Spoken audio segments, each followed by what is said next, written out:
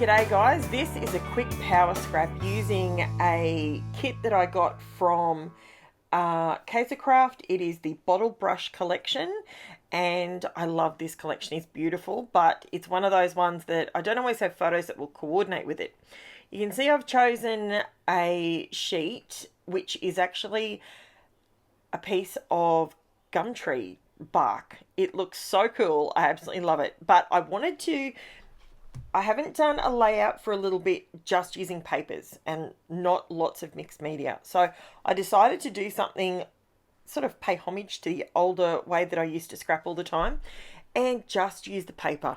Sometimes when you have a really nice collection, you need to just let the papers talk for themselves, speak for themselves. They go together well. They're from the same collection. It's all going to coordinate.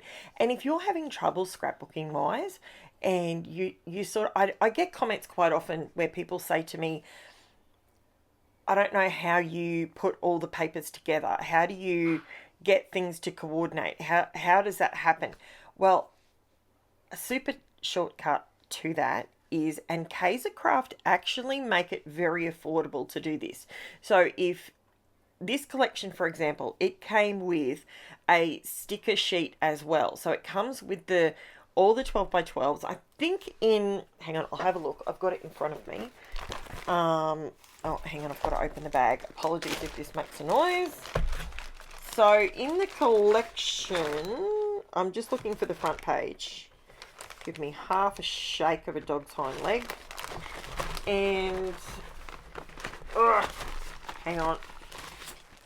Okay, so in the collection, you actually get a bonus exclusive sticker sheet. Now, I always look for the collections that have those.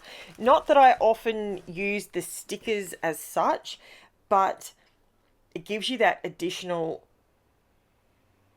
element if you want it. If you're like me and you don't buy the ephemera pack, the sticker pack, the 12 by 12s, the 6 by 6s, and apologies for that, that's my work phone. And yeah, if you are someone like me, if you buy packs like this one from KAISERCRAFT, I can't tell you off the top of my head, but I think it was about $20. And it comes with 1, 2, 3, 4, 5, 6, 7. It comes with 12 sheets and they're double-sided. So you get 12 and you get you get 6 sheets, but they're double-sided, so you get 12 different patterns. Yes, that's right. So you get 6 sheets with double-sided, 2 different patterns. Yes, so that's what you get. Now, I love doing that because I know they're going to match, especially with a collection like this, because I don't necessarily have things that are all neutral toned like this, and it just makes it easy. I'm scrapbooking some kangaroos that were in my friend's front yard, and for all my US people, no, we do not ride kangaroos. We do not ride them. We avoid approaching them because they actually, as cute as they look, they are quite aggressive animals. Something shocking for Australia, right? We have an aggressive animal, but I do get asked this question quite regularly. No, we don't ride them. No, yes, we eat them. And not everyone eats kangaroo meat, but it's actually very low in fat. So very high in protein. It's a red meat and a lot of people love it. And I got to be honest, I've tried it. I like it. The only time I have an issue with it is when my husband messes with my head and he keeps going, "What's up, Skip?" And if you know the show, if you know, you know. And every time he does that when I'm cooking it, I'm like, do you have to do that? Because then it just throws me off. I mean, he doesn't do that when I'm cooking beef or chicken. It's off-putting. But anyway, so enough about that. Sorry if you're a vegetarian. Now, I wanted to keep this page super simple for the main reason that I absolutely love this background paper being the ironbark. It's an ironbark. I love ironbark trees. They just remind me of home. and I wanted to keep as much of that visible as possible, and I wanted to keep this nice and simple. Apologies, school has gone in and I haven't done a voiceover at 8:52 in the morning for quite some time, and I forgot that they always do their loud notices first thing in the morning. I forgot about that. So what else can I tell you? I hope you had a great weekend, because this one's going up on Monday. So I hope you've had a great weekend. By this stage, I will either be doing a live today or I would have done a live yesterday. That is up for debate still for Scrapbook International Scrapbooking Day. So what else can I tell you? I decided to pull out my Creative Memories coordinating circle punches, and I decided to create an extra border because this particular floral pattern just caught my eye and I wanted to add some of it to the layout, but I wasn't quite sure how I was going to do that. So I decided to punch out some circles in just some plain white cardstock, just so it all ties together, not introducing different colors or different color schemes or anything like that. And I love how this looks. It looked so, so good. And it's just super simple. And that's why this is a power scrap, because this is actually something you can do so quickly. If you've got coordinating papers, it doesn't have to be like in these color tones or anything. It could be in bright colors. It could be in dark colors. It could be a monochromatic layout. Do it in just, black and white. You could do it in all greens, all purples, all yellows. The world is your oyster. This kind of layout is so versatile. You could add mixed media to this.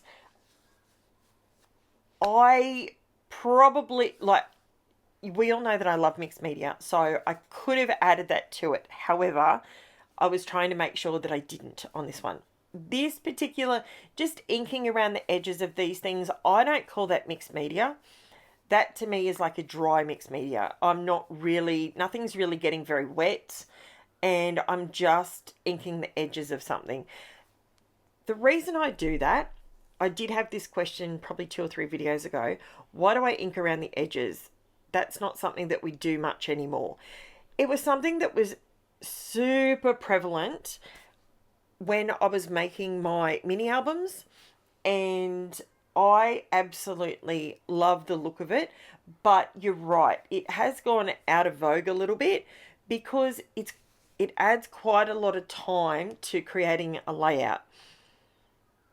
But if you want, for example, the circles here, if you want them to pop a little bit and blend so the floral pops off the page by going on the white background, but by having and I've used Scorched Timber Distress Oxide. I love that color. I can't say that enough. Tim Holtz has, to finish his distress range with Scorched Timber, genius. Absolutely genius. I love the color. It is the perfect brown for me. It goes grey, it doesn't go yellow, and that is what I love about it.